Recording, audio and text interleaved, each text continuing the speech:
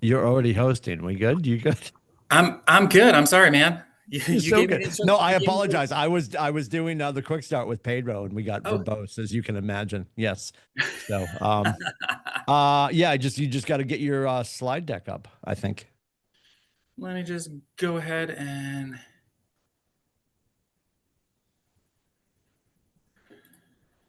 do, do, do, do.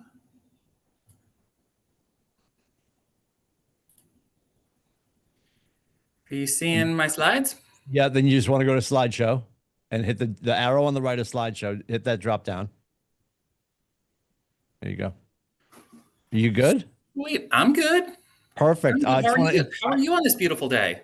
I am not too bad. I'm not too bad. It's going to be What? 83 today, I think, Yes, it is. which is Yes, it is. madness. Like I Um, was getting mind dressed this morning. I'm blown. like, I'm putting shorts on. It's almost Columbus Day, Indigenous Peoples Weekend, and I'm Oh putting yeah. shorts on. Oh It's yeah. gorgeous I'm out. I'm in shorts for Yeah, sure. yeah, beautiful out.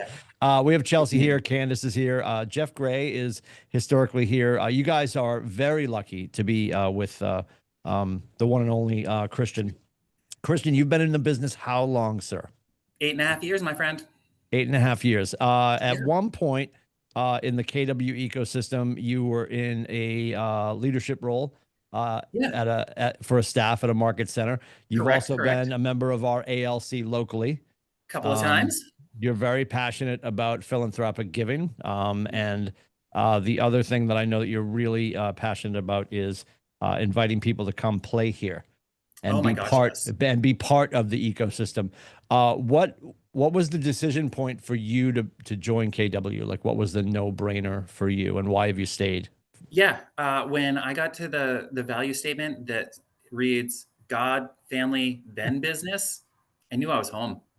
Having spent 15 years in corporate roles, it's business, business, business, maybe family, better not talk about God. Yeah, And definitely. Yeah, definitely don't talk about your faith. Yep, right? yep, And yep. that's who I am. I mean, prior to post post corporate, pre Keller Williams, I was in vocational ministry full time as a campus pastor. So Yep. yeah, Yep. you can't take God out of the equation. Yeah. Well, and as I've always said for everybody, I remember when I got here, like I've always said, I don't have a real sexy story on how I got to KW. I just trusted Nate, and then I got here and I saw God Family Business. I'm like, oh, wait a minute. Wait a minute. This keeps getting better. So, and Yeah. truly, and speaking for myself, and I know that Christian agrees with me, like whatever that first word is for you, if that is faith, if that is charity, whatever, you know, force out there you believe is bigger than you. I think it's important that we're a place that celebrates um, all denominations of faith, and we're able to discuss it in a learning environment, because ultimately it is God family business, and it's not that business necessarily um, comes last because we make choices every day, right? There's every day something's going to win in our life. I The way I've thought about it is my family, my faith centers me, my family grounds me, and my And that business allows us to do allows business. me to fund the ride. Yes. Yeah. Yeah. So it's definitely the gas in the engine. But I've Yeah. found in my position as a coach, I've sat with people who have things going on in their faith or their family, and they could not focus on the work. So our No. conversations here as leaders or historically, is your head clear? Is it connected to your heart? And usually, if that's the case, then we can move forward. And I say that speaking for Great. myself, not a licensed therapist. Although a lot of times when people come in here and shut the door, a lot of people come in and shut the door for their one-on-one, as you can imagine, Christian, they're like, yeah, I'm not going to talk about work today. I want to Well, talk about something else. So I'm and here to listen. well, Yes. let's be honest. As realtors, there is a therapist component to what Thousand we percent. do, Thousand helping percent. people through super emotional times in their life, right? Yep. What's the coolest thing philanthropically that you have done with your family as of late? I know you've done some really cool stuff. Yeah. This summer, I went on my third missions trip to Nicaragua. We support an organization down there called Reap Granada. Um, my wife, it had been 10 and a half years since she went. Our 14-year-old Mm. daughter, it was her first time. And we got to see the two soccer fields that we funded through the sale of one of our investment properties and watched a soccer match on something that we helped create. And that included 200 spectators coming to the missionaries' land to just be a part of the work that we're doing there. What are you working on next? Working on next from a philanthropic standpoint. Sure. The next goal is to install solar to make the missionaries farm completely self-sufficient. So they've got 71 acres, multiple buildings. They've got a generator that powers everything when the power goes out, which it does a couple times a day. I, knowing the political unrest there, a coup is coming in the next few years. And so if we could make them self-sufficient prior to that, that'd be a beautiful thing. Yep. Everybody goes through the cycle of trying to figure out what makes sense for them when it comes to lead generation. So this can move from like, a job to a career, and it feels more like you're playing in the space. For you, Christian, what's the thing that you do to gather business, to have the appropriate conversations that feels effortless to you? I genuinely love people. So if someone is on my mind, I reach out. I just stay, I keep doing life with others. I've got a $1 million listing right now. She was my babysitter growing up. So we do long-term life with some people. Yeah. And that's been really cool. Very cool. All right, we're on session 15. This is Win the Cellar. Christian is a wealth of knowledge, so you are in very good hands. We'll be back at it Wednesday and Friday. We've got 2 more weeks, and then Monday the 20th is our last session. I know I keep reminding everybody, there's somebody in the Market Center that should be here in this class. This, as Gary says, is for everyone who has done 16 or fewer transactions in the last 12 months. So if somebody is missing out, they can gather all of the information online at our learning videos through kwclmhub.com. And coming in 2026, they are rewriting Ignite. So there'll be a brand new Ignite coming on the other side of January. Other than that, I will shut up now. Thank you so much, Christian, for being here. Good, my friend. All you guys good. are in great hands. Have a great day, and I will see you soon. Take care. Appreciate it. Thanks, Jimmy. Bye. Hey, so good morning, everybody. Glad to have you all here with me this morning. You heard a little bit of my bio. When I started in real estate 8.5 years ago, no question that Keller Williams was going to be home. I had zero self-confidence, so I joined a team. I was on a team for a year, then had an opportunity to take on the role of assistant team leader at another market center. Loved my job. COVID hit, and I was the first line item to get cut. During that time, Nate Dickey had become regional director, and I knew Nate from different classes and events that we were at together, and realized that if Keller Williams International was pegging Nate for regional roles, he was someone I needed to go learn from. So quickly transferred over and have never looked back. I live in Auburn, New Hampshire, so I'm out by Manchester. Get to the Portsmouth office about once a week. Get up to Meredith once a month or so. It's worth it, even if I have to go in the office a couple more days than that. It's totally worth it for me to be at a market center that lives in abundance, and where the staff, when they say that they exist for the agents, they're not just paying lip service to it. They truly do. They love each and every one of us, and it's a beautiful thing to do life together there. So, Jeffrey, where is home for you? Dover. Okay, nice. Yes, I'm in the Seacoast. Fantastic. Did you grow up in that area? No, I grew up in Maine. I'm originally from just north of Portland area, Seacoast, Maine. Where were you? Yarmouth, so just south of Freeport. Yep. And then spent 10 years in California, and then moved back to New Hampshire. Congratulations. Yeah. The best decision you ever made. Well, coming back was tough to leave, but it was the right thing to do. Good. And Candace, how about you? I am based in Kittery right now. Oh, lovely. I moved to Kittery in 2013. So I currently have my Maine license, but I was recruited through the Portsmouth office, even though my license hangs in Maine. And I have to agree with you there. I absolutely love everybody in the Portsmouth office. And that's a part of the reason why I'm getting my New Hampshire license sooner, so I can spend more time there. But my end game is to have all three. I'd like to have New Hampshire, Maine, and Mass within the next year or so. But before I moved to Kittery, I used to live in Manchester. So I know Oh. where I'm very close to where you were. My first apartment was there on Second Street after I finished Yeah. school. I grew up in Mass and Lowell, and then my mom moved us to Lake Winnipesaukee when I was a teenager, up in Weirs Beach. So I lived Wow. there for a little while, and then when I finished school there, I got an apartment, moved back to Manchester because I missed the city and it reminded me of Lowell. Yep. So I lived in Yep. Manchester and I moved to Kittery in 2013. So I'm definitely a New Englander. Most of my sphere resides in New Hampshire, but I Okay. work in Massachusetts in Newburyport, and I live in Nice. Kittery. So I've got a good trifecta going on. Just right up and down the seacoast there, right? Hmm. And spending your teenage years at the Weirs, Oh, that's amazing. a pretty good gig. Yeah, it was awesome. That's Yeah, it was awesome. like 14 to like 20. Wow. Okay. Yeah, that's cool. Love it. Love it. Chelsea, are you able to jump off mute and weigh in here? Sweet. So I am not licensed yet. My application is in, but I'm supposed to hear something back in the middle of the month. I live in Rochester, but I signed on in Portsmouth.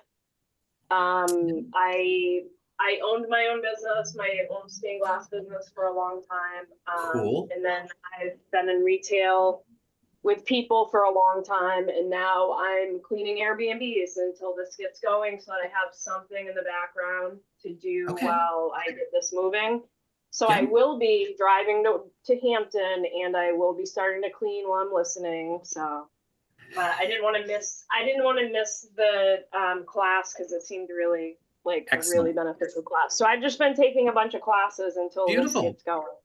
I I have love a that. bunch of prospects and I have a bunch of ambition. So, yep, Perfect. Perfect. Well, you're in the right place to build on that for sure. good. For sure. Let me switch to this. Give me just a second.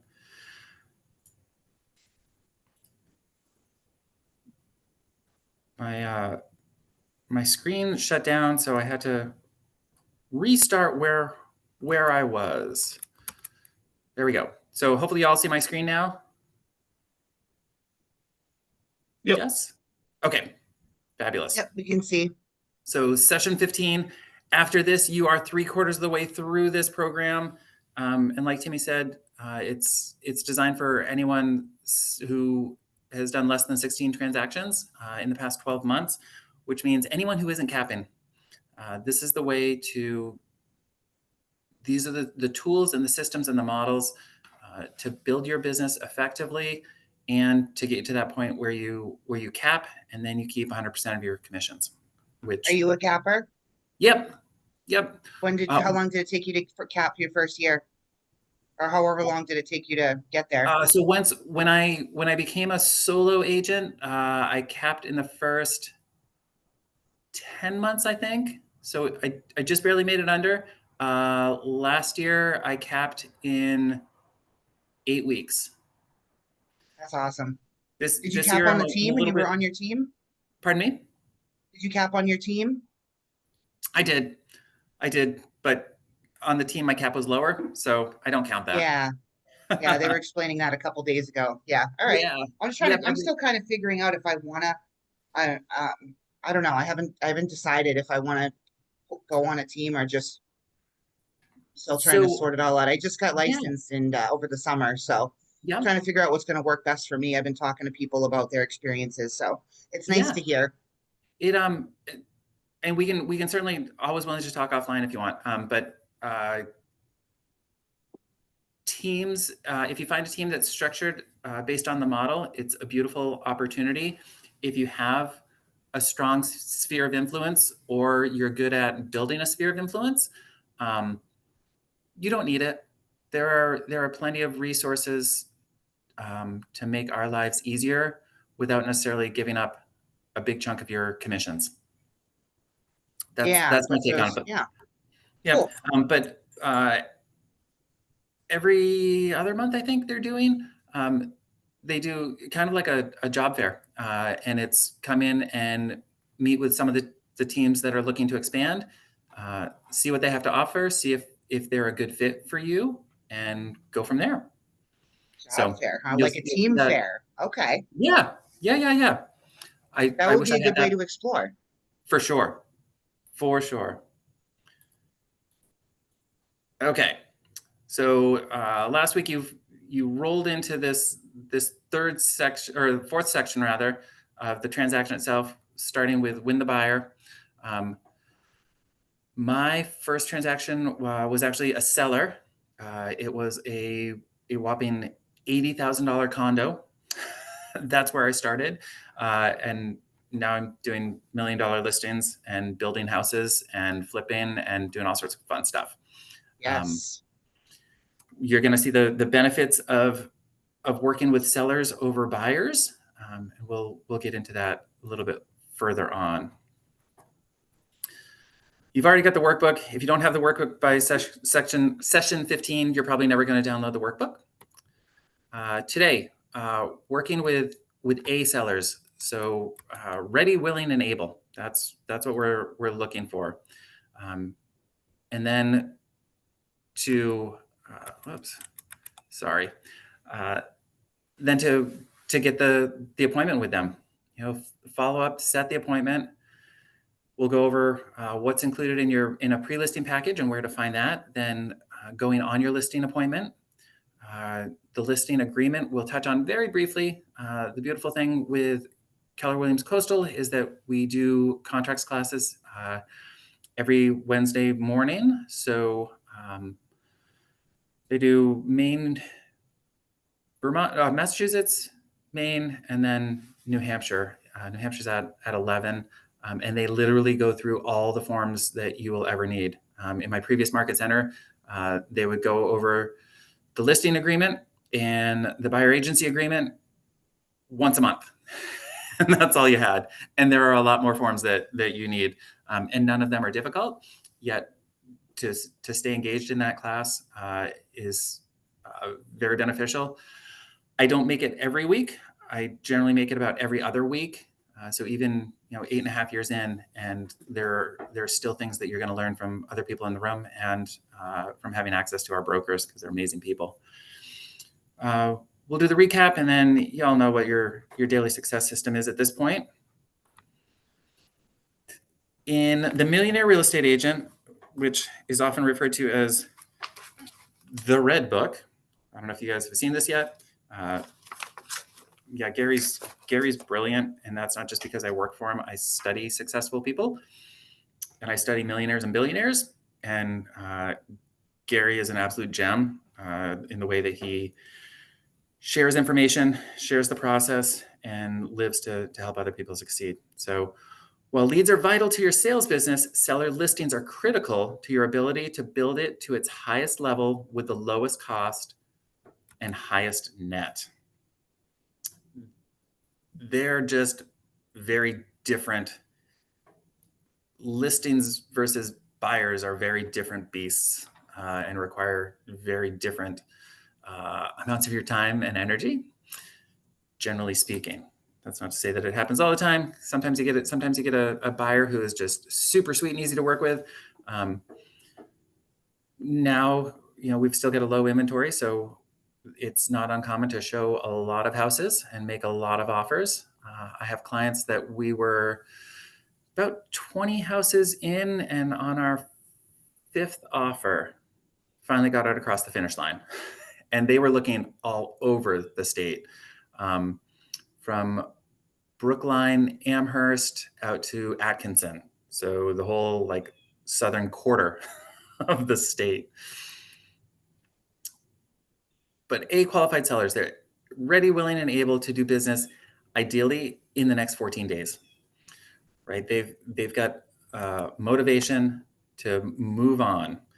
They have a dream that they're looking to achieve, and we get to partner with them to get them to that goal, right? And if you intend to capture the mind share of A sellers, you need to follow up with them daily to get the appointment. If they say, hey, I think I'm going to be ready to list in 2 weeks, you call in 1 week. Or if they say, I think I'm going to be ready to list in 2 months, you call in 1 month. Always cut the time down in half from what they think it's going to take. On the off chance that someone else steps in and and delivers a compelling message to get them to sign. But our goal is to get the appointment, to get the listing agreement, and then to sell the house. And there are a lot of other benefits that come along with listings that we're gonna get to. In the MREA, leads, listings, and leverage. That's how you build a business. And our clients are all amazing, and we're thankful when they choose us. And because of that, we need to give them our best work and our best efforts, right? But sellers are special because they bring us listings. And the basis of a great business is leads, listings, and leverage. And listings bring us not just a commission, but the ability to build a relationship and get repeat and referral business. It also brings us the best marketing opportunities that we have in real estate and gives us more control over our time, which is, time is precious, right? So when you first start out and you don't have a whole lot of transactions and you don't have a lot of commissions built up yet, your time, it's still precious, yet the actual dollar value of your time is really low. So you can find yourself doing things that you don't necessarily need to do. At this point in my career, my time's worth $200 an hour. That's where I'm at. So if I can find someone to do it for less than that, it makes sense for me to leverage it out. So the other day I needed a single property website. And I know it's possible in Command. I just hadn't spent time doing it. And so I reached out to someone and they said, oh, we do that for $50. Like, a leverage company does it for $50? Goodness, I can go mow my lawn if I want to. that was buying back my time, and it made sense. Yet if you don't have other business that's going to pay you $200 an hour, you do all those steps yourself.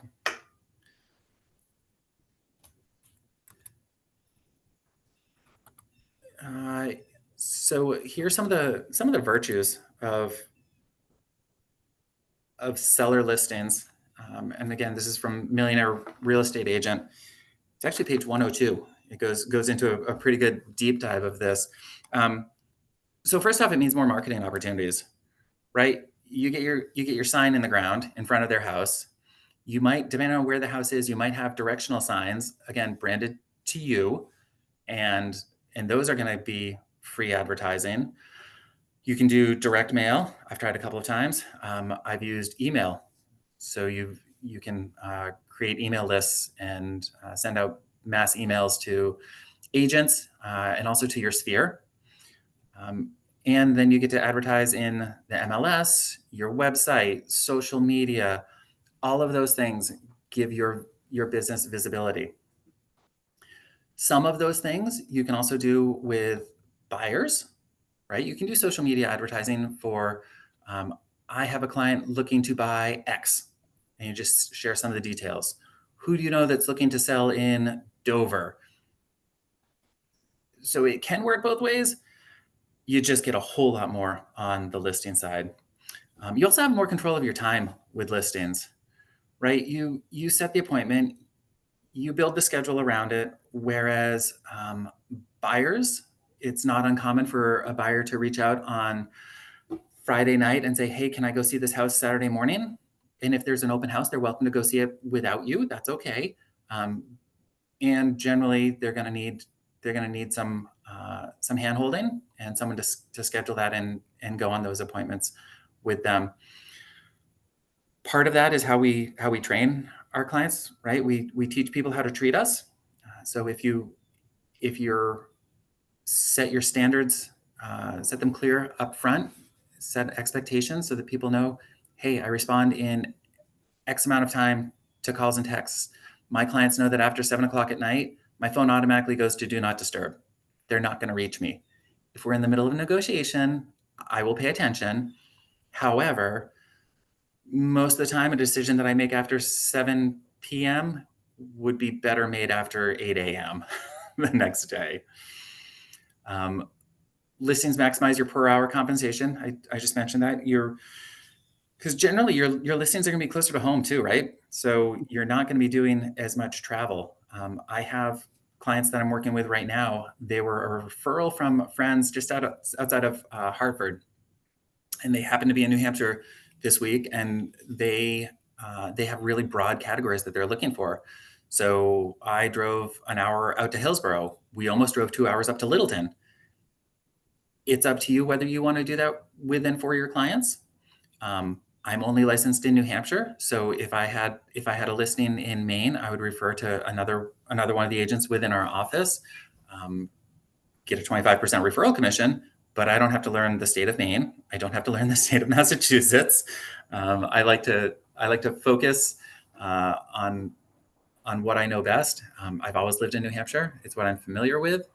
When I first started, my goal was to stay within a 1 hour radius of my house, which in New Hampshire, that covers a lot of geography.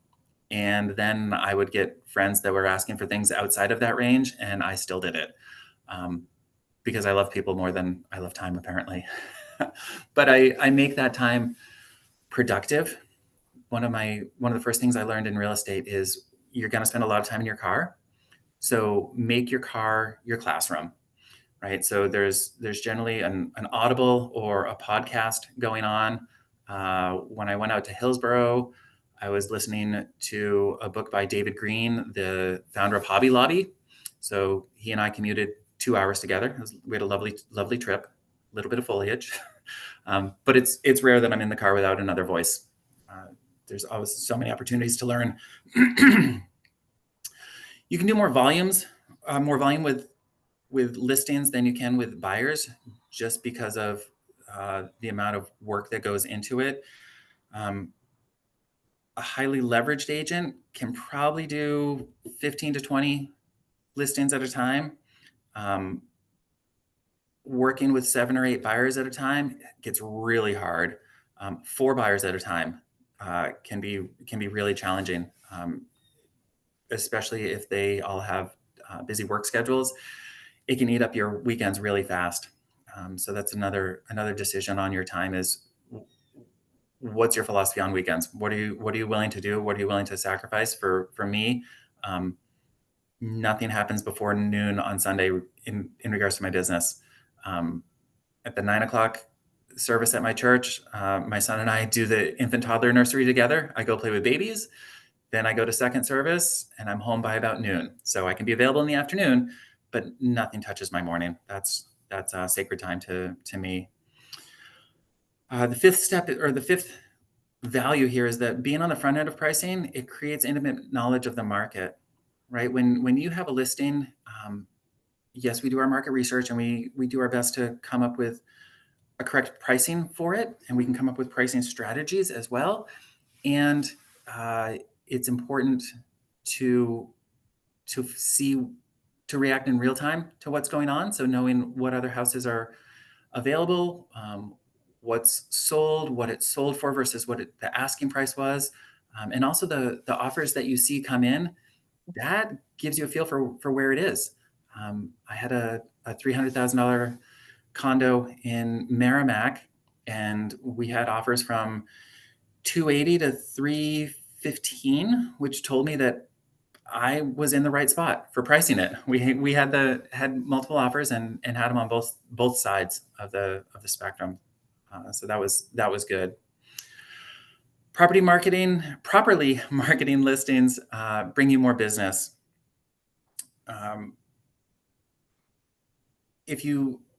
Ideally, every listing that you have should add one buyer to your business, right? So whether it's a phone, someone does a sign call. Hey, I drove by your listing at 123 Main Street. Can you tell me more about it? Sure. Are you working with an agent yet? No. Wonderful. I'd like to be that agent. Let's get together. And you run with that. Sometimes it's unrepresented buyers coming to an open house, and you hit it off with them. They might have seen it on the internet and responded to one of your ads or one of your posts, and you follow up with them and build rapport, build a relationship through that. But that means that listings ideally they're a twofer. You get 2 for 1. It doesn't always happen that way. There are times that properties are moving so quickly that you don't get a whole lot of leverage from the marketing side, yet when it works, it's a beautiful thing. When you're working with sellers, there's a seven-step service cycle. There's models for everything. Gary is a big fan of, rather than reinventing the wheel, let's go talk to the people who are doing this at the highest level and just replicate what they do, right? I've also heard it referred to as R&D, rip off and duplicate. So following other people's leads when you know that they've achieved success, right? This is a model that's proven to reap success with sellers. So with any seller, just at a high level here, and a lot of it is going to line up with what you've already been learning in Ignite, right? So you've got leads conversion. You get a lead, however it comes in, right? Whether it's your uncle says, hey, I was talking to a guy at work and he's looking to list his house. Here's his number. Or you're doing mailings. You might be sending out golden letters and doing mass mailings to people to try and drum up some listing business. From once you convert the lead, so that you get the appointment, you create your pre-listing packet and send it to them in advance of your listing consultation, which of course is the next step, right? We set the appointment and we go meet with them.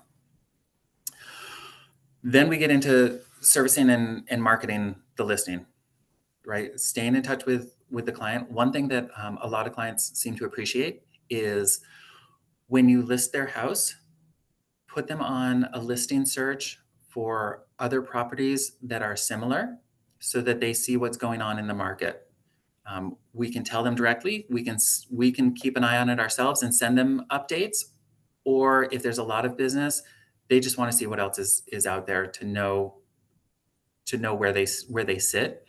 And that can sometimes be an awakening for them if you've had some pricing concerns with it. Offers and negotiations, right? That's one of the 5 main duties that we have is negotiating contracts. So working through the details of dates and inspections and price and commission, it's all negotiable. Like everything is fair game. And working professionally with the co-broke, the agent on the other side of the transaction, is going to be critical with that. Once you're under contract, then it's contract to close.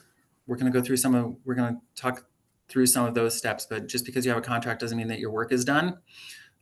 We still have title and appraisal and inspections and potentially more negotiations. And if you're in Massachusetts, it's dealing with the lawyers, right? They control the contract. We just put together an offer. They control the contract. And then post-close, how are you going to stay in touch with people? What does closing day look like for you? What do you want to make as your standard closing gift? How are you going to keep in touch with them? Is it, once a month? Are you following the 36 touch campaign in Command? Are you doing the DTD2 to call them quarterly? Having that system in place will create the relationship that will turn into long-term repeat business. So how do you convert? Just like with buyers, the keys to converting are responding right away to lead inquiries, right? You hear a lot of people talk about speed to lead, and that's important. Set your own standard for what that looks like. And it's okay in your voicemail to say what that standard is, right? So I have friends that if you call them, they'll say, if this call is after 5 p.m., I will get back to you tomorrow between the hours of 10 and 12 is when I return calls, or between 3 and 5, right? They have time blocked on their calendar. This is when I do my return calls. It's important to have valid and complete contact information and drop it in Command instantly. As soon as you've got a name and a phone number, you can put them in Command. you're going to have an address, right? Because they're going to tell you where their house is, so you can start doing some research on it. So that drops into command. Yeah, even if you're just doing it piecemeal, the more you put into command, the easier it's going to be for you to work the transaction and to stay in touch with them. Determine their motivation to sell so that you can speak to it. There are plenty of reasons to sell. The top are death, divorce, deployment, right? Someone passes away, the divorce causes them to need to split the accounts, or they're serving in the military, or they get reassigned at work and get relocated. Those are some of the keys, and they come with different emotions. So be emotionally present with your clients. Then we set an appointment, pick a time and a date as soon as possible, and make sure you get your pre-listing packet to them. There's a couple of benefits to that we'll get into.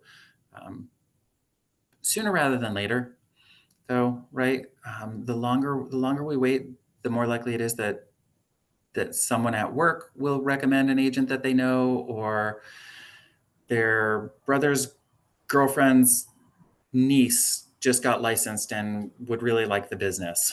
There's a host of reasons why they choose someone other than us, and the quicker we can get in and get them signed, the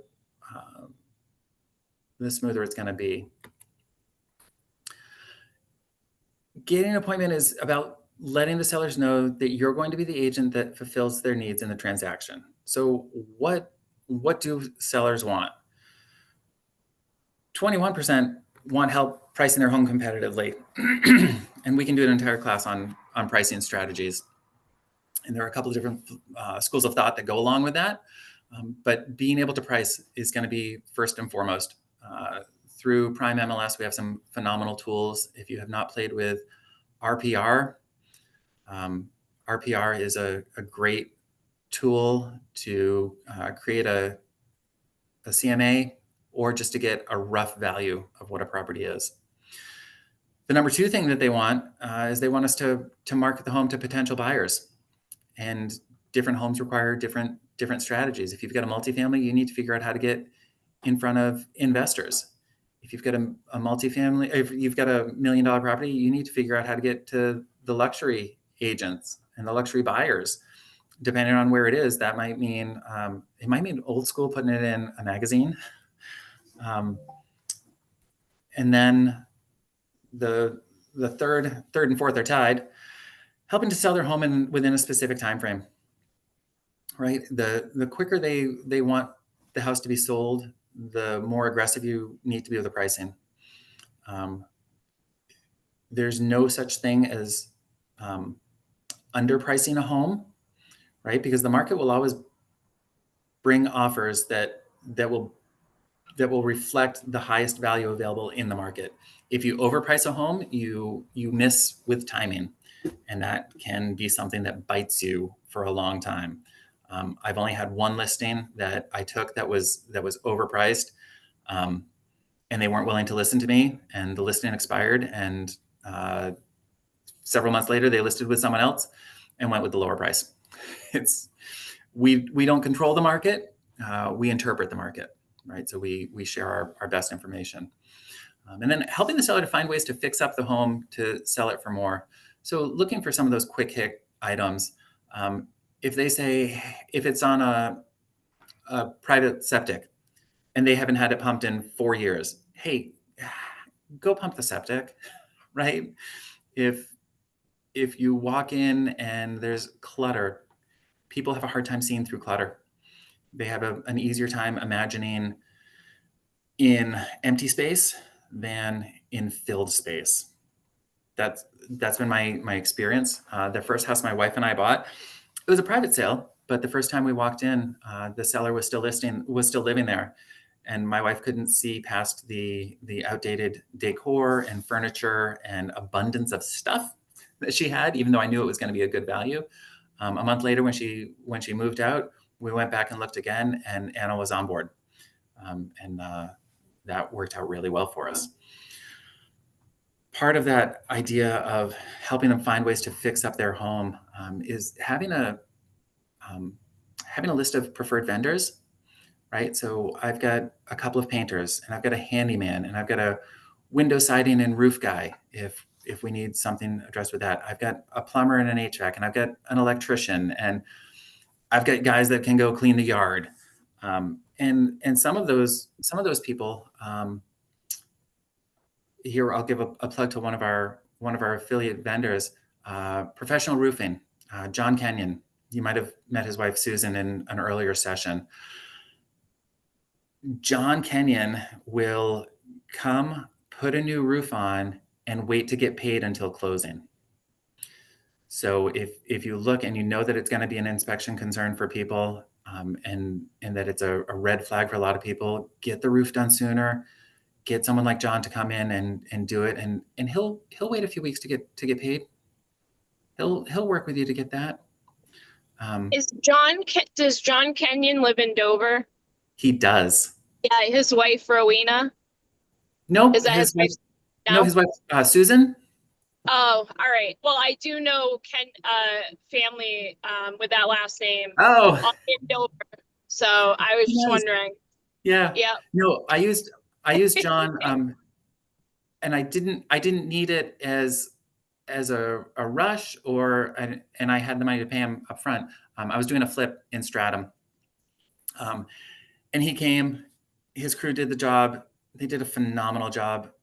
All the people that I recommend, all the vendors that I recommend, I've used them personally. That's important to me. Thankfully, he took pictures along the way, because I didn't realize you need a building permit to replace a roof in Stratham. So when the building inspector drove by, I got the phone call, and I'm like, oh, he was super nice. He was fantastic. I then got a host of permits for all the work that we were doing on that house. But John had taken pictures to show that it was installed properly. And that got me out of what could have been a bit of hot water with Stratham. As you talk to the seller to get the appointment, these are the conversations that lay the foundation for your working relationship, right? People do business with people they know, like, and trust. You're going to hear that over and over again. I don't even know who's credited with that. But anyway, you're going to hear that a lot in business and in life. So your first goal is to build confidence and trust, and you do it by exuding confidence in yourself, being attentive, being professional, and asking questions. The person who asks the questions controls the conversation. The person answering the questions feels connected. So learning to ask good questions, open-ended questions that don't just end with yes or no, and questions that spur conversation. Your focus initially, it's not to sell. Yes, our license says that we're salespeople. We serve others. That's what we do. This is a service business. We're there to provide value, to meet their real estate needs, and to secure the appointment, right? They want to know what it's like to work with an agent who asks questions, listens, and cares, right? There'll be times that you might go on a listing appointment, and it's a property that was listed that is now expired, or they took it off the market for whatever reason. And if they've worked with an agent before, hey, what did you like about working with that agent? What do you wish they had done better? And then make sure that you do those things. It's a delicate balance to show them what you know, and to show why they should be confident in you. At the same time, you don't want to overtake the conversation by verbally vomiting on them. You don't want it to be a one-sided conversation. You want to create a dialogue with them doing more of the talking than you do. The close to appointment tactics that we implement here. they're the same close to appointment tactics that you use with buyers, right? You've already gone over these. Don't leave any conversation without asking for the appointment multiple times, right? Once you get the appointment, you're good. That's your goal. Build a relationship, get the appointment.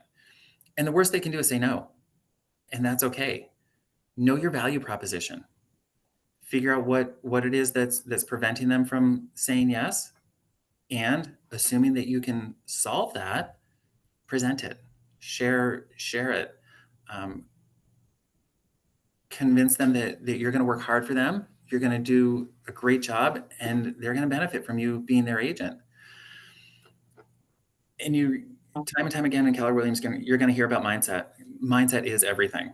I'm still trying to teach my 19-year-old son that, and mindset is everything. I've done plenty of research into that.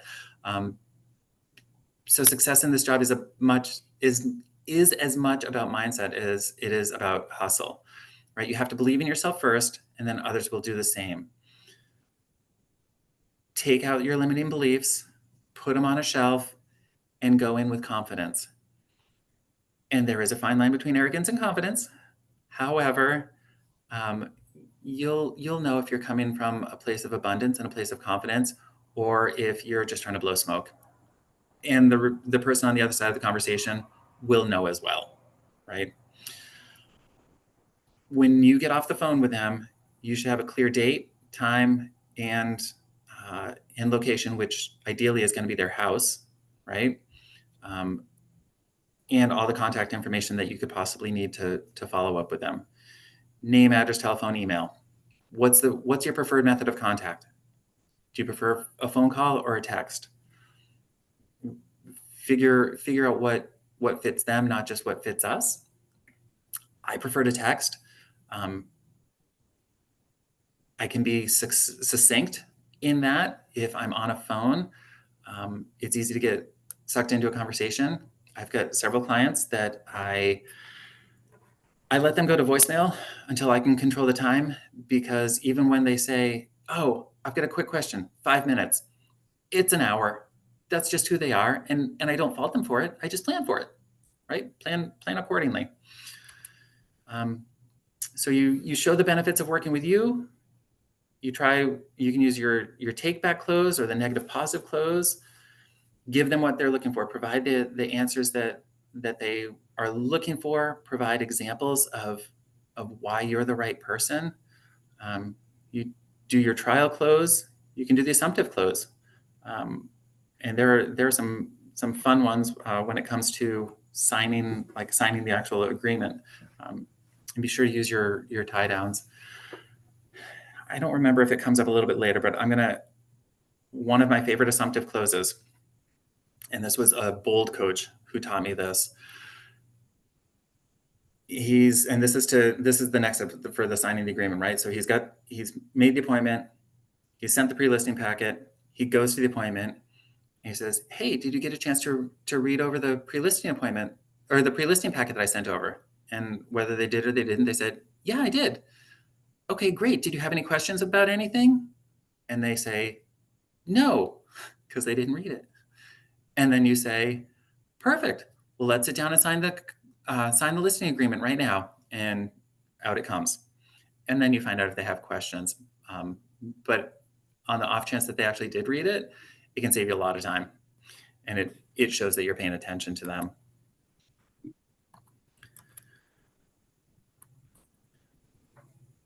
When you are in that conversation, there's a big difference between questions and objections. If it's a question, answer it. And it doesn't need to be a monologue of you going on and on about why. Sometimes no. No is a complete sentence, and sometimes the answer is simply no. Anything else? And you keep moving through it. If it's an objection, then you handle it, right? I'm sure you've had plenty of conversations about objections and handling objections throughout your other 14 sessions, right? Sometimes though, we need to step back and make sure that what we're hearing is an objection before we try to handle it.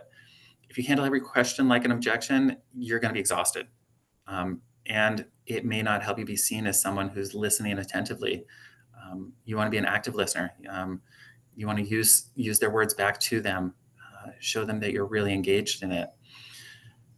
But if the seller's asking a question and you hear it as an objection, the response is not going to connect with them, right? So if a client says, "What is your commission?" and you say, "My commission is X, and I suggest that we offer a buyer's agent Y," that's it, right? You don't need to go any further than that. You just provide your answer. If they ask if you would do it for less, you can simply say, "No, I don't work for less than that." It's just a question. You don't have to, they may not be asking for justification for your commission at that point. They may just be curious and figure, hey, it's worth a shot to ask. The couple of times that I've agreed to lower my commission, they were bad decisions. Things I learned, I went on to regret, but that's okay. You know, I'm well provided for, so I don't worry about it.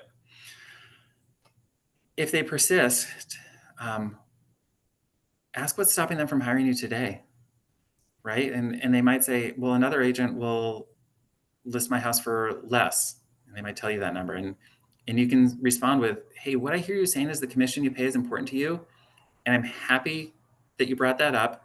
I'd love to cover it when we meet, right? Remember, this is still on a phone call. You're still trying to get to the appointment. Once you get there, then you can figure out why it's important, what about it is important, and you will have shared your pre-listing packet, so you've shared your value. The purpose of the pre-listing package is first and foremost to pre-sell, right? The pre-listing materials are designed to build the seller's confidence in you and to answer their questions and objections before you even sit down to present to them. They use an agent because they need advice and expertise, right? And whether you feel like you are that expert yet, you have access to over 600 experts in your office and 4 brokers and a host of resources, right? You've got Tim Lindsay for coaching. You want to make them feel like they better understand the process. That's part of your value proposition, right? If another agent comes in and they don't walk through them step by step, this is what we're doing and this is why we're doing it, you're going to win. Just like, you know, at the first meeting, you know, you need to do your brokerage relationship disclosure form, right? And if they've met with other agents, it is perfectly acceptable to say, hey, I'm sure you've already seen this. This is a required form that I'm mandated to present at our first business meeting. And if they've met with 3 other agents and they haven't seen that form yet, you win because you're following the rules, right? Listing package saves time. It'll make the consultation smoother and probably shorter because it's already going to get the common objections out of the way. And then you get into the details of the property and what the sales process looks like. It also states your value. It tells the seller what you bring to them and the transaction. So they have sellers all have specific goals that they're looking to achieve, right? The pre-listing is a crucial step in discovering their goals and then telling them how you're going to help them achieve them. I'm about to list one of my investment properties in Manchester. For me, a quick close is what's important right now because I need to roll that money into a different project. So even though the house was had a professional appraisal in April and appraised for 411, I'm going to list it at 375 because I just want it gone quick. Will it go higher? Probably. And we'll see. But for me as a seller, right now, that property is I just need it gone fast. I have no interest in holding on to it. It was a long-term rental. My tenants have moved out. I'm not going to be renting it anymore. So every day it's vacant costs me money. It costs me about $2,000 a month to hold that property, which is not a big, and that's not a big deal. And it's an expense I don't need.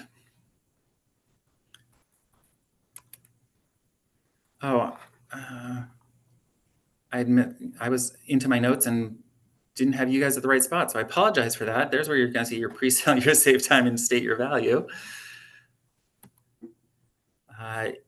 In your pre-listing packet, these are materials that communicate your professionalism and your value. Each piece of information in it should fit one of these categories. Either something you're going to review in the listing presentation, it provides information that eliminates the need for a listing consultation. There might just not be an alignment with you. And it's a primer for education that you're going to provide at the listing consultation. And don't worry, I'm going to show you where to find listing presentations. We have templates for everything, everything you need to do. So don't worry about wasting too much time creating that. So here's an example of one of the pre-listing packets that's available through Command.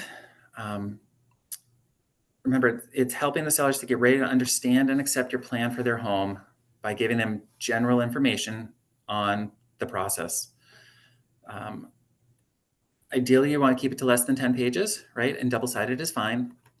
Whether you have it bound or presented in a folder, however you choose to do that, you're going to have cover page and contact info, your value statement, and your promise to the sellers of this is what I do for you, an overview, step by step. This is what the selling process looks like. If you're dealing in multiple states, make sure that selling process is accurate. I mentioned Massachusetts, so New Hampshire, you receive offers, you sign an agreement, next. In Massachusetts, you receive offers, you accept an offer, then it goes to the lawyers to negotiate it. In New Hampshire, we're responsible for our own negotiations. So make sure your steps align with the state that you're in. You can share your own metrics, right? Once you've established a solid business, you can do a little self-promotion with, hey, here are some of the properties that I've listed. Here are my own performance statistics. If you don't have your own, that's okay.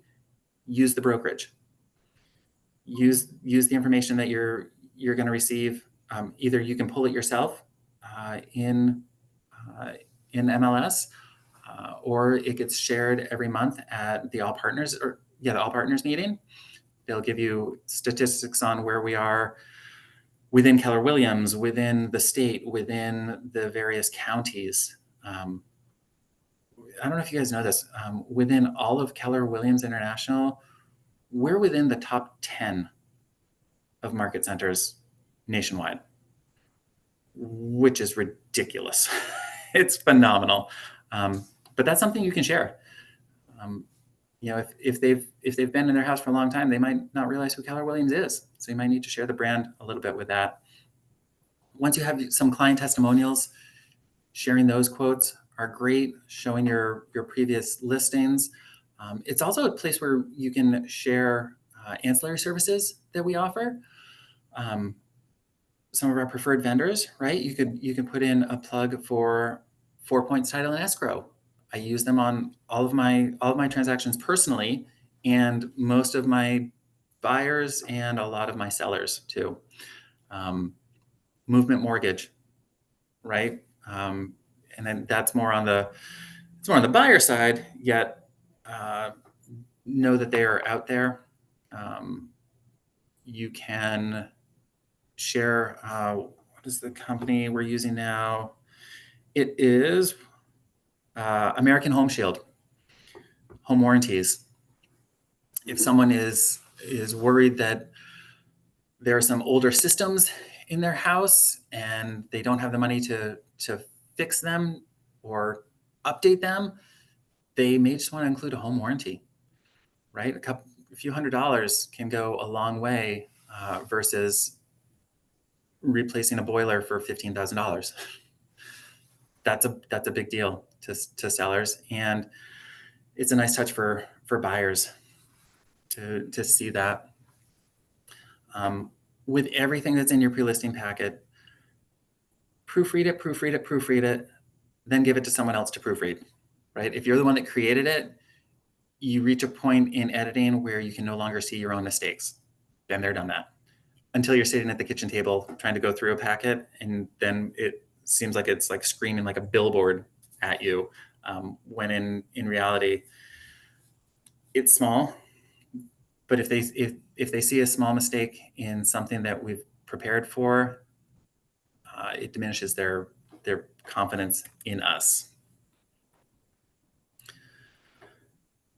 So your preparation or your checklist for leading up to the appointment, right? You deliver your pre-listing packet. However you do that, you can deliver it in person. You can have it overnighted, which looks rather professional. You might reach a point in your career where you have an assistant who delivers them, and just let people know, hey, tomorrow you're going to receive this. I'm going to leave it at your front door. I'm going to overnight it to you. Whatever it is, set the expectation so they know it's there. They know to be looking for it. It doesn't catch them off guard. Confirm your appointment date, time, and location, right? So if I set an appointment for Thursday, Wednesday, I'm going to confirm it. And I'm probably going to confirm it Thursday morning to make sure that nothing has changed in their world, right? Make sure that all the decision makers are there. When you're doing your research on the property, you're going to pull the tax card, and you'll have 4 points, pull a copy of the deed for you. See who's on that deed and that tax card. Because if you're meeting with Mr. Smith and Mrs. Smith is also on the deed, but she's not going to be there, Mr. Smith can't list the house without Mrs. Smith. So know who needs to be there. Complete your listing presentation and practice it. Whether it's in front of a mirror or with another agent, with your spouse, your significant other. The last place that we want to be practicing is at a potential client's dinner table, right? We want to get the practice out of the way so that we come across professionally, polished, and depending on their personality, you have to read the room, right? So I've got some clients that are very much blue collar. I'm not going to show up in a suit and tie. That's not who they are. I want to meet people where they're at. So figuring that out as best you can. If you really don't know them, show up at least business casual, right? Go over the lead sheet, right? Go over all the information that you have about them. If in the conversation they somehow mentioned a dog, know the dog's name. If they mention children at college, be sure to ask, hey, how's your daughter doing at UNH? And arrive to the appointment on time and in a professional manner. When I was born a month late, and I feel like I've been making up for it the rest of my life because my wife will tell you I can have no idea where I'm going and I'll still get there early. It's part of my DNA. And I hate to be late. It drives me crazy. For me, it's a sign of respect to show up on time and prepared. The goal of the listing presentation, right? You've set the appointment, you get to the appointment, and the goal is to get a signed listing agreement. That's what we're there for.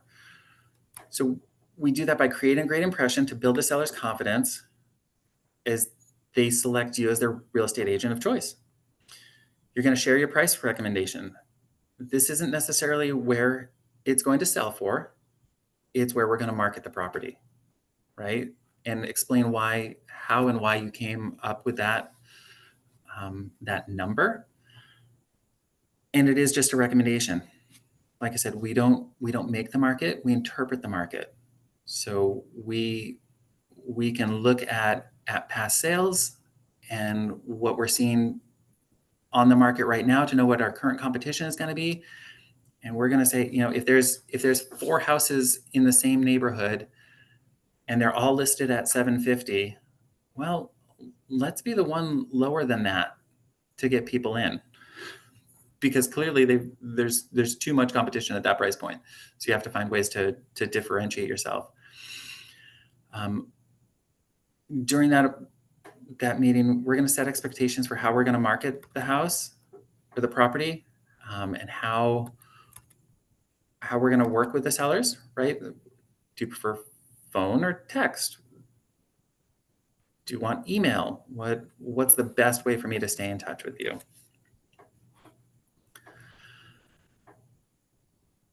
How the listing presentation meets seller needs and wants. Let me do this. Bear with me for just a moment.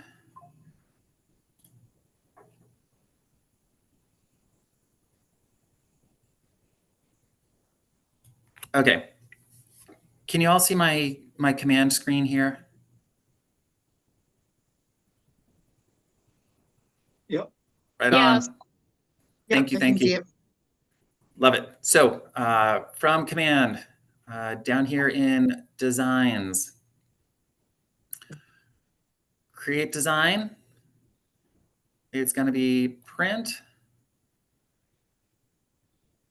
And then it spins for a little while. And over here, you have your listing presentation right under your buyer presentation. This has all the pieces already built into it. So figure out what design fits your own branding, what fits the property. I've earned into KW Luxury, so I have access to the luxury listing packets. Largely, I mean, it's the same content, slightly different format, and with the KW Luxury logo on it. Personally, I like nice, clean things, and I don't like black because it's silly to print. Black, sending, unless you have it professionally printed at Staples or something like that, anything with lots of black doesn't print well. It's going to show any deficiencies in your printer. But anyway, you click use, and it's gonna open that up, and here we go.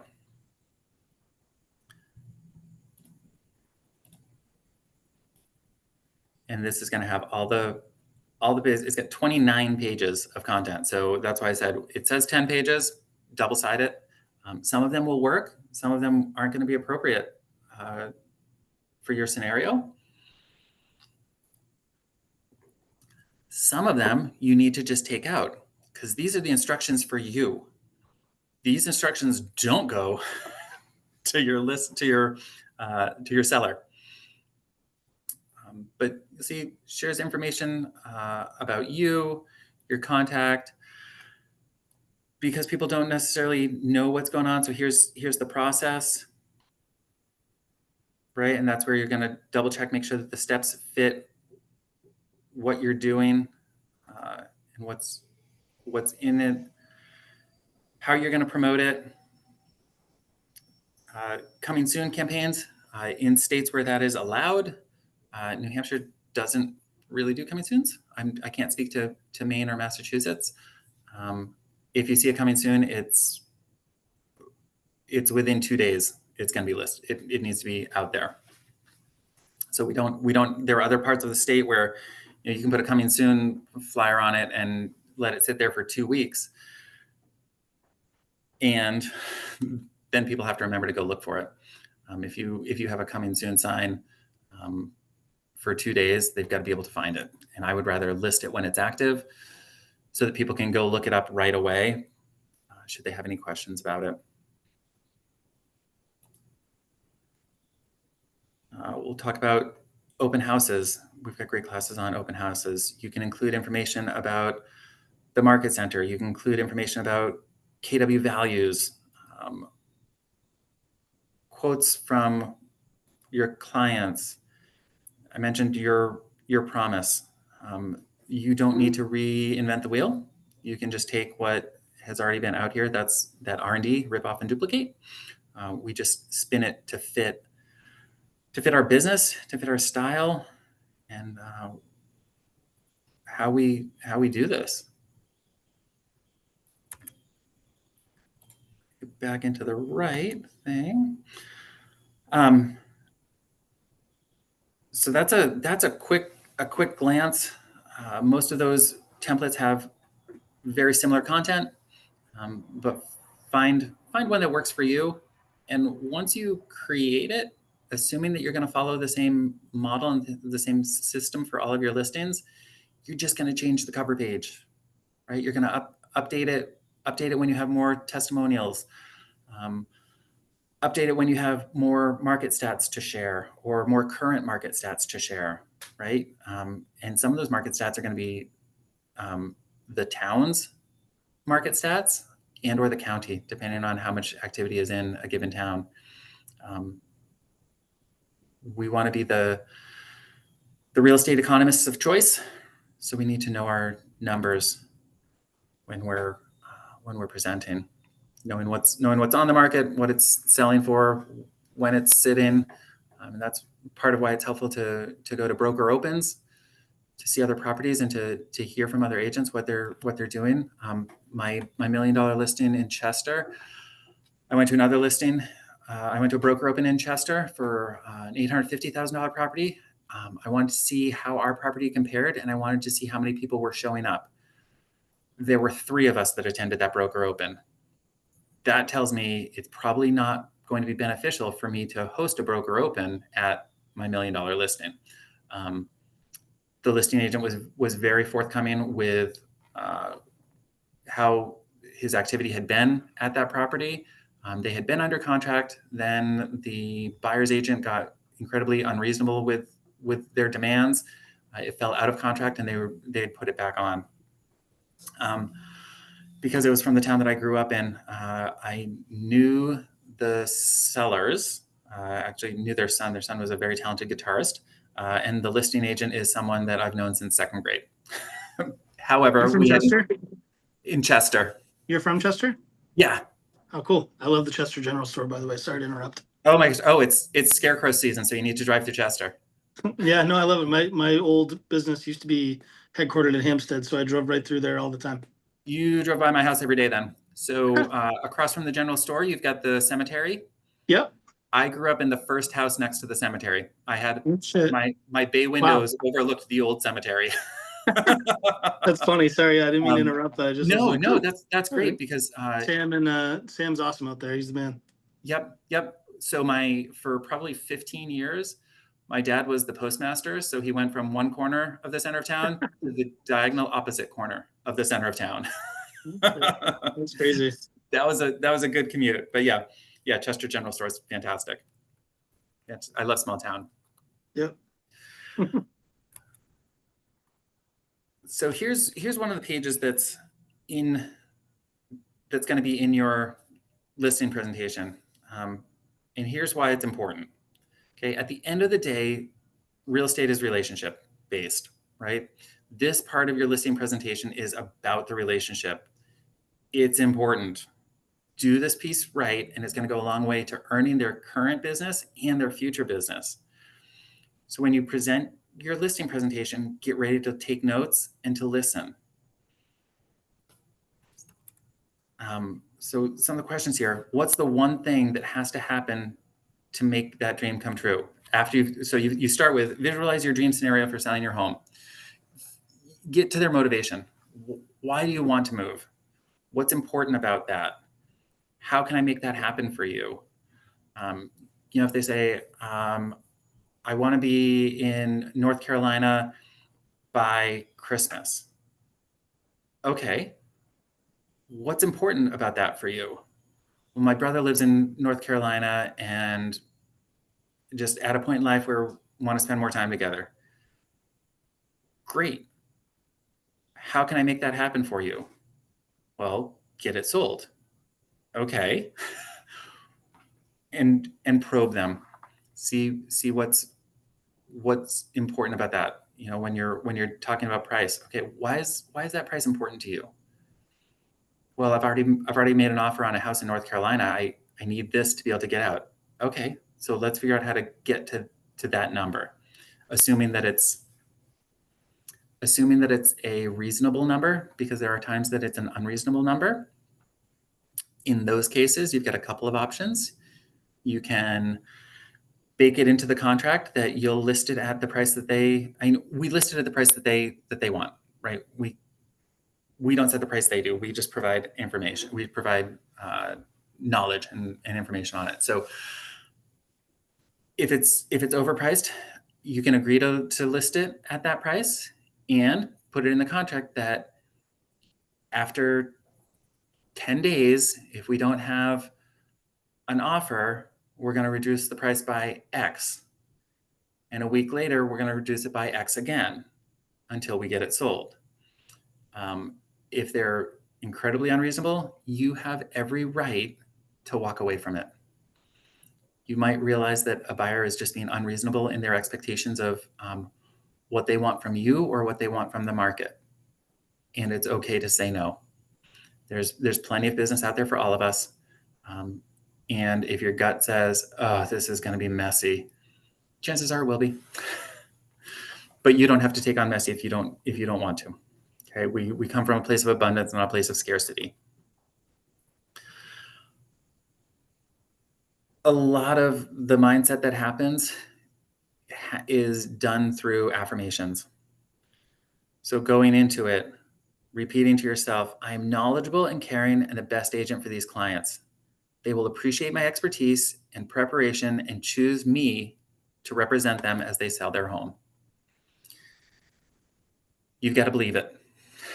You've got to believe it. Your mind can't tell the difference between present reality and future dreams, right? It doesn't know what's real and what's imagination.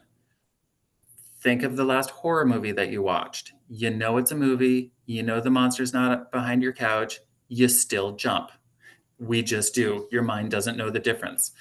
So convincing your mind that you are confident, that you are knowledgeable and caring, that they're going to appreciate you and your expertise and the preparation that you bring to it, and they're going to choose you. Yeah, mindset. We should probably do an entire class on affirmations.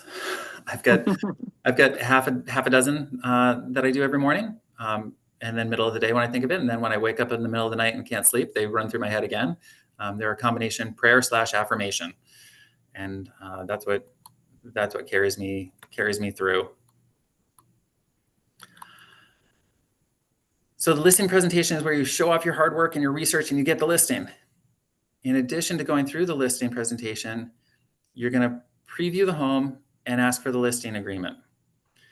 Don't forget to update your opportunity in command every stage, right? From cultivate the lead to appointment set, appointment held, active, staging, under contract, closed.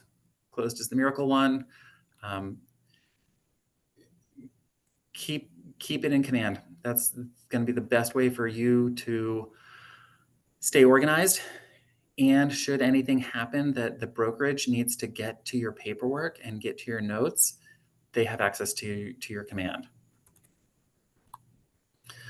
The listing walkthrough. So you arrive at the seller's home.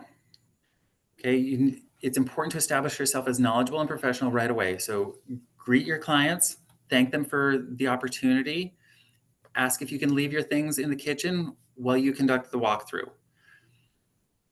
It's a good idea to find something to compliment them on as well, right? Something about the house that stands out to you. It's their house. They have a lot of pride in it. And a compliment isn't just being kind. It's showing that you see value in their homes. And we suggest that you do it in the kitchen because the table gives you a great space to talk. It's a little bit more familiar and almost casually intimate versus a living room or sitting in their office, right? You're asking to be led into the heart of their home, right? That's where, how many parties have you been to that no matter how much seating there was, everyone ends up in the kitchen? It's just what happens. It's a happy place for people. So that's where you want to be. It's also going to further inform you on what you're going to write for the listing information, right? Your marketing plan and your pricing strategy conversation. You're going to be taking notes along the way. You're going to ideally, you want to do this, you want to do the walkthrough alone, right? You want to come to your own conclusions about the property. There are some homeowners that are going to want to take you through to show you everything that they have updated, and that's okay too. It's interesting that some people say, oh, we recently updated the bathroom. Okay, when did you do that? 10 years ago. That's not recently updated. And potential buyers are going to know that. They're going to see it. Walking through, I also like to try and make note of something personal that will bring up a connection for me with them. If I see something that indicates military service, my father was an Army veteran and my son is in the Air National Guard, so I can bond to people with that. If they have something that indicates classic cars or exotic cars, my son is named Enzo after Enzo Ferrari, so I can talk cars with anybody. Scouting, like whatever they've got, you probably have someone in your sphere that you can connect that to, a personal story that helps them relate to you better. One of the resources that you may or may not know. Here we go. Let me share this screen in just a second. Did you know that within Paragon, let's see, over here is, oops, am I sure? There, now I'm sharing. Can you see my MLS, my Nearon screen? So you should be seeing Prime MLS, and up here in the top right, it says MLS Documents. Within this, there are listing input forms. Fillable or printable. These are for residential listings. These have all the required fields within Paragon. Because you may think that you're taking great notes, and then you get home and you start filling it out, you start loading your listing and suddenly realize, ooh, I don't know if it's 100 amp service or 200 amp service. Or I don't remember looking for oil versus propane. Or what was the flooring in the bedrooms? Those are the things that get covered in that sheet. So having that with you, I've known a couple of agents who would print those. It was part of their pre-listing packet. So they delivered it as pre-listing / homework. And that was, of course, assuming the close. They assumed that they were going to get the listing agreement signed. But it provided the list that the seller could fill out with everything that you're going to need in your actual MLS listing.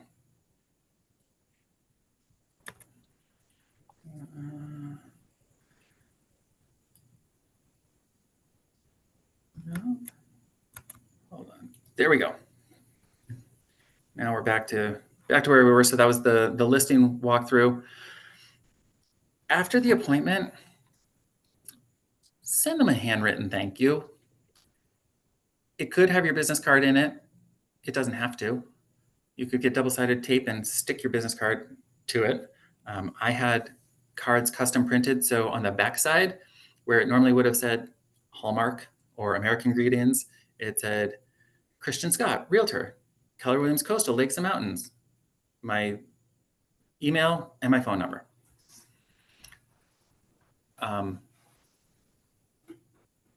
Putting your name and number in front of people numerous times is okay. But a handwritten card goes so far. We all get plenty of mail. I've got realtor friends all over the country, and my birthday is this month, so I'm going to be getting the auto-generated birthday cards. But the first one that came was handwritten and hand-addressed envelope. I've been sending out letters to absentee property owners trying to acquire their properties. The letter is typed, hand-signed, hand-addressed envelope.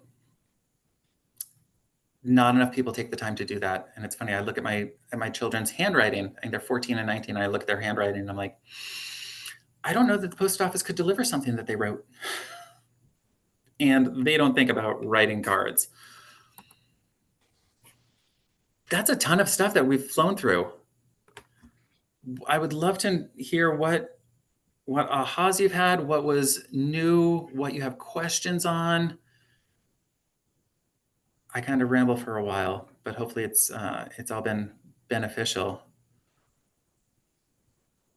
I think for me, just making sure you have the right level of preparation and like be over prepped. Like don't go into it willy nilly. Like go into it like it's a professional presentation. Like have some pride behind it. Exactly. I love that. And at the same time, don't let preparation be your excuse for not moving forward. Yep. Right. We can. There's a couple of philosophies. I was at Anthem Blue Cross Blue Shield years ago. And one of our plan presidents, he's like, we need to move from aim, fire to fire, aim. And I'm like, I don't get it. So I went and scheduled a meeting with him. And his point was that the culture of the company had been one where they spent a lot of time planning and a lot of time coming up with scenarios and not a whole lot of time executing. Analysis paralysis. Yeah. Exactly. You have to, at some point, you just get out there and do it.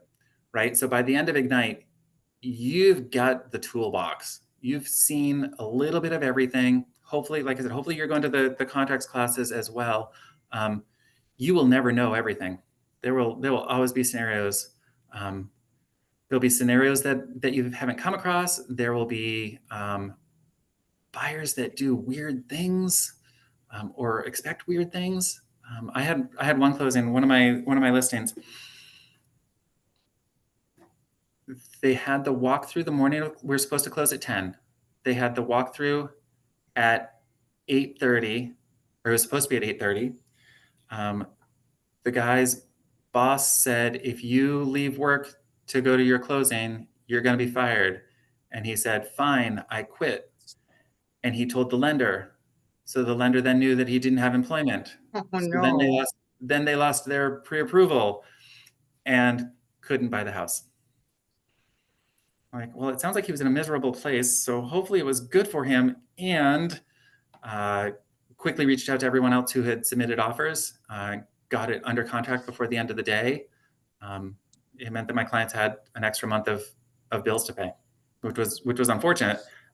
But yeah, people can lose their job the day of. It's happened to me. Crazy, right? We were in escrow and it happened. Yeah, it was brutal. Oh, yep. I had one. A week before closing, he got reassigned. He didn't apply for this position. He got reassigned and lost his shift differential, so he no longer had the right debt to income ratio.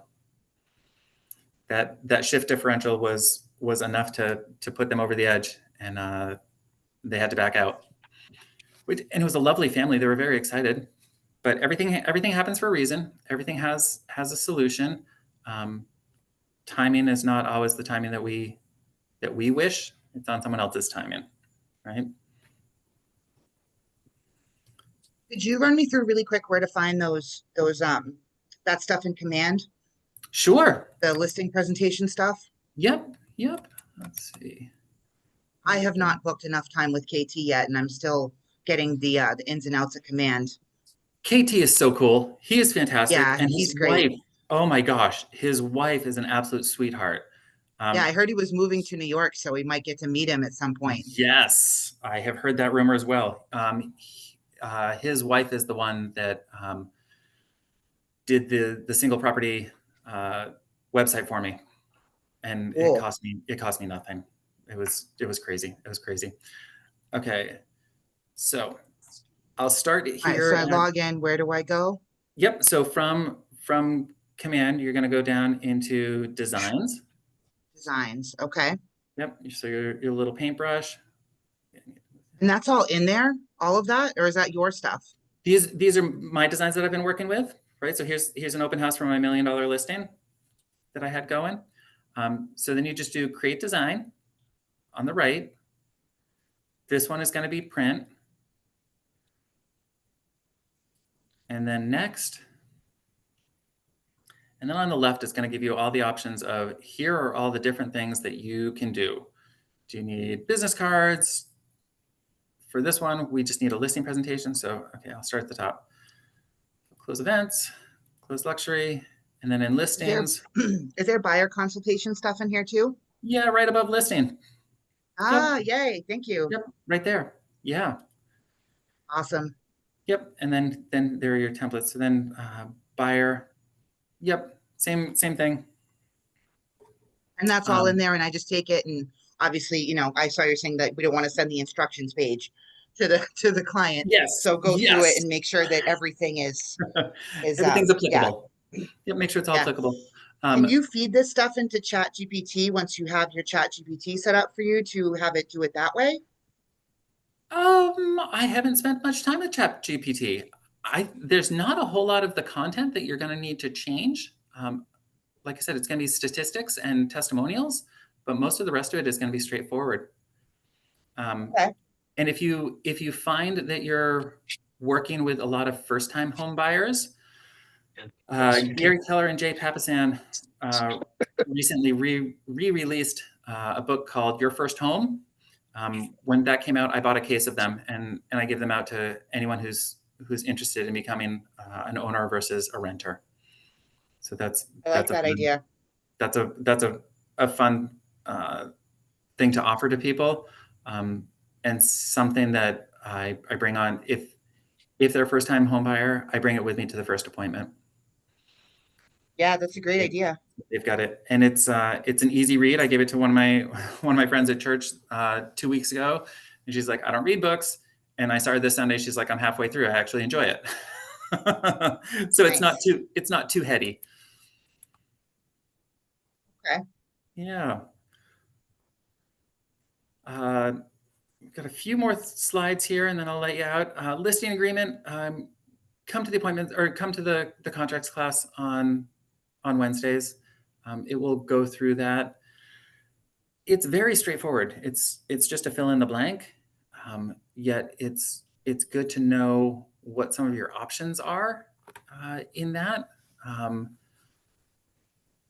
Things like my $1 million listing, she didn't want a for sale sign on it. So under the box it said, broker may place a for sale sign in the yard. No. One of the options is broker must be present for all showings. I rarely do that. For $1 million, I'll do it. But on a $500,000 house that's vacant, I don't need to be there. There's nothing I need to show you in that house, right? If someone's already got an agent, yeah, you'll walk through it once and be like, "Oh, that's easy," because it really is. Success Thank system. you. Oh, my pleasure. My pleasure. Have you guys been doing your daily success system, your conversations and contacts and notes? Maybe like half of it. Oh, fantastic. I'm still That's working a bunch right now, so I've been trying to, tap into that. I bartend and serve, so I come in contact with a lot of people, and I've Yes. been, trying to have conversations with as many people as I can. Yep. So having the conversations and then making sure you get some contact information without offending the owners of the bar and without coming across as creepy. Yeah. Social media engagement. The 1051 is pretty straightforward. At this point, if you don't have a lot of business that you're working, go to open houses. Go get to know the market and the agents in that market. And if you see that there's a KWCLM listing that doesn't have an open house and it's in your area, feel free to reach out to the agent and say, "Hey, would you be willing to allow me to host an open house this weekend and see if we can get some more visibility on your listing? You do them a favor, you might pick up an unrepresented buyer, and it could be a good deal. I've had mixed results at open houses, and I still do them. I've only had it once where an unrepresented buyer came into the open house and wanted to make an offer on that house. That was great. I had another unrepresented buyer that came in, didn't want that house, wanted me as their agent, and we did $1 million new construction together. So there is business out there to be had, and part of it is how much marketing are you doing? How are you getting in front of people for listings, for buyers, for just straight up visibility? TCPA. It surprised when I was going through these slides. It really surprised me that this was at the end of the session, not at the very beginning. I'm sure you have I've gone seen over it a lot. Okay, perfect. So you know it applies to calls and texts. Yes. It doesn't apply to mail. I haven't registered in there yet, but I'm going to get in there because I haven't Oh, done it's easy. any cold calling yet. So, Yep, it's but I easy. will. It's free. So TCPA does not apply to letters, which is why I'm doing that letter campaign to absentee owners, because they're on the do not call list, and I can still send to them. I'm also of the opinion and understanding that it doesn't apply to door knocking either. So if you're hosting an open house, you can go up and down the street, knocking doors, leaving flyers for people, talking to them, seeing out after it goes under contract, you can go knock those same doors and say, hey, when under contract, we have more buyers. Do you know anyone else who's thinking of selling? Yeah, it's a great door knocking point before and after the open Yeah. house and or the sale of the house. Yep, Yeah, I've been exactly. looking into that. Fantastic. There's one of the properties that I've been looking at.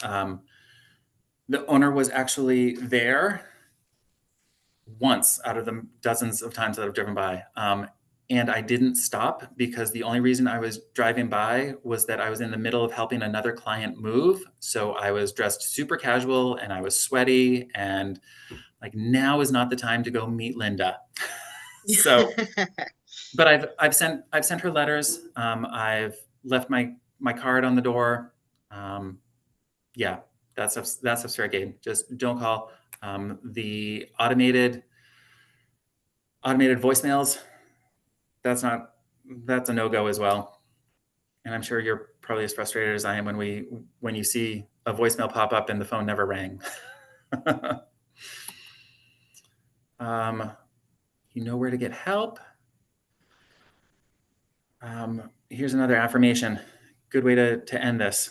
I engage every conversation in the spirit of contribution, and people are happy to be in relationship with me.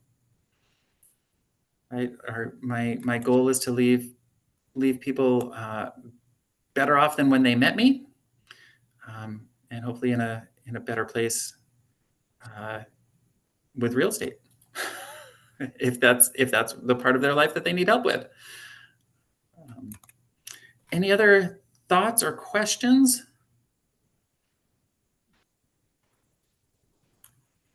Could you drop your email in the chat so I could reach out to chat? Yeah. Let's see. Thank you. I see. Your class was very informative. Oh, It excellent. was a really good class. Thank you so much. Glad to do it. I truly love what I do. I avoided sales most of my life. And then when I realized that it was just an opportunity to serve people, I'm like, oh, I can do that. And the really funny thing is, and it took me years to make this connection. So when I was in high school, so this is 30 plus years ago, my mom gave me a book, and it was like a career finder book that you do this assessment and then tally up your score, and then it tells you what you should be. And mine essentially said I should be a high-end personal shopper. And so I'm thinking, like high-end personal shopper? That's not glamorous. So I don't want to do that. Yeah, then I got into real estate and realized I'm a high-end personal shopper. But I had retail in my mind. I didn't have real estate. Real estate was not a connection that that book made for me. So I was thinking more like Saks Fifth Avenue, something hoity-toity, and no, that's not me. So, but it's been great spending the morning with you all. Good luck to you in your careers. Hopefully, I see you at all partner meetings. Wherever it is, I show up. I try and, like I said, I try and get to the office at least once a week. Just enjoy being around people. Enjoy loving on the staff that we have, and just pouring into others. So, Thank go you have so much. my pleasure. Have an amazing rest of your day. Hopefully, you have a chance to get outside in this unseasonably warm weather. Yeah, we're going up to Sebago today. I'm really excited. Perfect. Perfect. It can't be any colder than Sebago always is. You should be fine. It's warmer than the ocean. Right? Warmer than the ocean. I'll take it. Thank you so Perfect. much. Have a great day. My pleasure. Take care, everyone.